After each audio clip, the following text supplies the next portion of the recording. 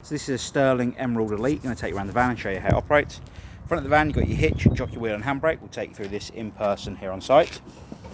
Front locker, you've got your gas bottle, and you've got your second gas bottle tied down in the right hand side there, and your jack for the caravan. Reverse thread fitment that goes into the gas bottle itself, and you've got the on and off valve for the gas flow at the top. Got your Audi heating flue on this side of the van, and you've got your leg winder down on the bottom side just here through that hole, so you'll be able to wind down the wind down legs to stabilise the caravan. Then you've got water pump connection. Now you've got you've got a hot water tank which this pipe work here feeds, and if you wanted to you could actually fill the onboard water tank instead of using the aqua roll. You can fill the tank up, but you'd still need to fill it via the aqua roll to start with. So personally I'd recommend just using the bottom system, but I'll explain both when we're inside the van. So to go direct to tap through the hot water system, you'd put the pump into the bottom, and to fill the onboard water tank you'd put the pump on the top here. The water pump end drops into the aqua roll, and that will allow you to fill the water systems up in whichever way you decide. Then got your battery box with your 110 amp leisure battery in there, and your mains power lead coming into the side of the van. Behind that is the power switch for the motor mover itself. The motor mover and wheel nuts, we'll actually come back to these while you're here on site. We'll demonstrate the motor mover to you, and we'll also torque the wheel nuts to the correct torque setting. Got your grey waste pipes down here, so the fresh water that goes in at the front has to come out somewhere, and these grey pipes here are what they do, essentially, or what they're for. You'll put your 2 bits of grey pipe into the larger diameter circles around the outside, and drop them down into the waste master, which comes as part of the Super Startup Pack. On the back of the van just here, you have the toilet flush tank. So this tank will take 3.5 litres of water and a cap full of the pink fluid for the flush system prior to use. Down the bottom here, you've got the toilet waste cassette itself. You'll pull the orange handle up at the bottom to release it. The neck here actually turns out so you can tip the waste away. The grey cap is a measure for the blue fluid. And on the back of the toilet cassette, where that orange button is actually a pressure relief when you are tipping the toilet waste away, so it doesn't spit and splatter back at you.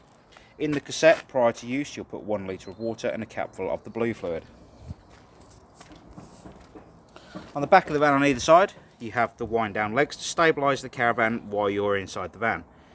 You wouldn't use these for lifting the caravan, but like I said, they are just there for stabilising the van.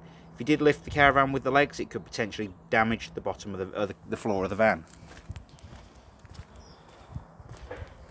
Then got your fridge vents on the side of the caravan. These are to allow the hot air out the side of the fridge unit, and to allow cool air in. And behind one of these also there'll be a gas flue for the gas system for the fridge. Down the side here, you've got a plug socket so you can have power coming into your awning if you wish to. And at the front of the van, you have your Bbq Gas Points and your storage locker to access underneath the seating. Go inside of the van now. Above the door, we have the main control panel for the van. Just here, you have your power on and your water pump. So the water pump will come back to in a moment. The graph above indicates I've got power coming from the power supply on site to the caravan itself, and if you connect it to the car and the caravan, you'd have an orange dot on the car and a green dot on the caravan. You've got your leisure battery voltage on the left hand side, vehicle battery, so when you connect to the car it will let you know how much power the vehicle is putting through to the battery on the caravan. Then just here at the top you've got your fresh water level for onboard the caravan. So to fill the water system, the first thing you're going to do is come over to each tap on each sink and open all the taps up on the hot side of the water heating. Now when you come into the van, you'll actually notice that the hot water system has already been ignited and already been running for a while, so the water is nice and warm, so you can see it is operating correctly. So like I said, when you come into the van, you'll open all the taps up on the hot side, so that's a tap in the kitchen, tap on the sink in the bathroom, and the tap on the shower. Once you've got all of those turned on, or in the open position, you come underneath the seat at the front of the caravan on the right hand side, and in here you'll find a water tank, a water pump and your hot water tank down in the corner there.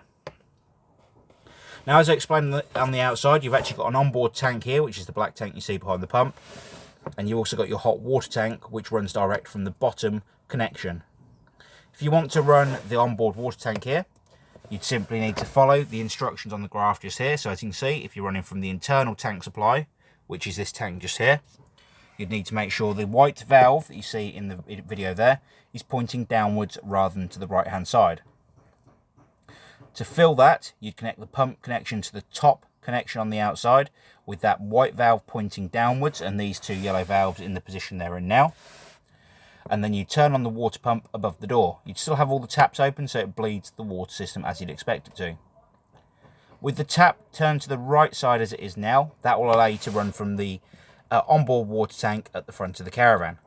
Again, you'd need to make sure both of these yellow valves were parallel with the floor prior to filling the water system. So to fill the system from the onboard tank, you're essentially, from the Eccles, sorry, you're going to, like I said, make sure the valve is in the right hand position, the white one, and then the two yellow valves are parallel with the floor. If them valves were open, the two yellow valves pointing up towards the bottom of the seat, it would drain all the water off the system.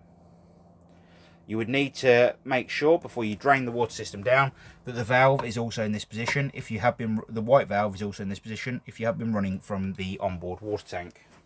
There is a description on the door itself of how to do this and what way to put the taps. Once you've got the taps open and you've got the valves in the right position, you come to the water pump switch. Doesn't matter which one of the tanks you're filling, you still come to the water tank switch and turn the water pump on. Once the water system's full, you'll have water running continuously out of every tap on board the caravan, as you can see here. At that point then, you can start warming the water on board the caravan. And that's where the control panel just by the door comes in. This silver control panel here. We'll press the store button just here to take us into the options. We'll come across to the left to start off with. The option here is to turn the heating and hot water systems on or off. So at the moment it is on, as you can see. We'll come across to the right. As you can see at the moment, the temperature of the caravan is set to 30 degrees. You can adjust the temperature of the caravan internally by going down or up, depending on what you want the water temperature to be, the internal temperature to be. If I come across to the right, I can turn on the water heating. So as you can see here, it says off at the moment, but I can also turn that on to allow the water heating to warm up. We come across to this flame symbol just here, and that is actually the option to run gas. So you've got on or off again. As long as the gas bottle's turned on, the gas system should ignite straight away. If it doesn't for any reason, I just advise you go to the hob, get the gas through on the hob so it is all the way through the systems on board the van. The next one I come to here is the amount of power we've got coming into the caravan. So here on site we're running on 1 kilowatt. However, you can run this system on 1 or 2 kilowatts. So if, like I said, for instance, if you're on site with power, you're going to ask them in the site office how many kilowatts of power can I run to my heating system, and then select the relevant power source just here. If you're off grid, you can also turn off that power supply so it goes to off on the control panel, and you use the gas as the power source. The two icons in the top corner here indicate to me that the heating pump is running for the heating system, and we've got mains power coming into the caravan. So that's your heating and hot water. The grill, hob and oven work very much the same as your household systems. The gas is turned on when you arrive on site, so you can come straight into the van and have a go with everything, so you can see it's all working as you'd expect it to. Next thing we come to is the fridge itself. So on the control panel above the fridge, you'll notice that at the moment we're connected to mains power, and the fridge is at its coldest setting. And to be honest, that should be nice and cold. And if it wasn't at work, I'm sure I'd have a few beers in there by now. You got the mains power button just here to turn the fridge on and off, and you'd also need to use that if you're using 12 volt when you're towing down the road to use the fridge as a cool box. The fridge on 12 volt, just so you're aware before I carry on talking about the how to set the different options, will only work if you're connected to a car with a 13-pin power supply, and it will only work as a cool box when you are towing down the road. The temperature control on the right hand side, also when it's been used as a cool box, will be completely irrelevant to the system. So at the moment, as I said, we're connected to mains power and the fridge is as cold as it can be. You've got the option here on the right hand side to change the power source. So you've got your battery symbol, which is a 12 volt power supply from the car we were talking about. And if I press it again, you've got the option to run gas. It will self-ignite on gas, very much the same as the heating system. And when you are on gas, again, you'd use the button on the right hand side to control the temperature of the fridge. Put it back onto mains for now, just so it's ready for when you arrive on site. So that is your fridge system. Very simple to use.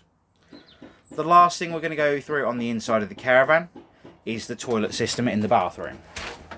Again, it is very simple to use.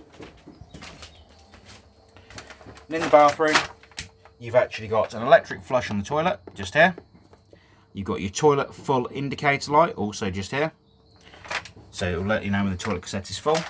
And down the bottom of the toilet cassette, you've got your waste handle to allow the toilet waste to go into the cassette under the van. We do advise you open that up prior to using the loo. So that is the Sterling Elite Emerald. If you have any further questions on the van, please do give us a call here at the Caravan Company, and we'd be more than happy to help. We thank you for your business, and we look forward to hearing your next adventure. Thank you. Bye bye.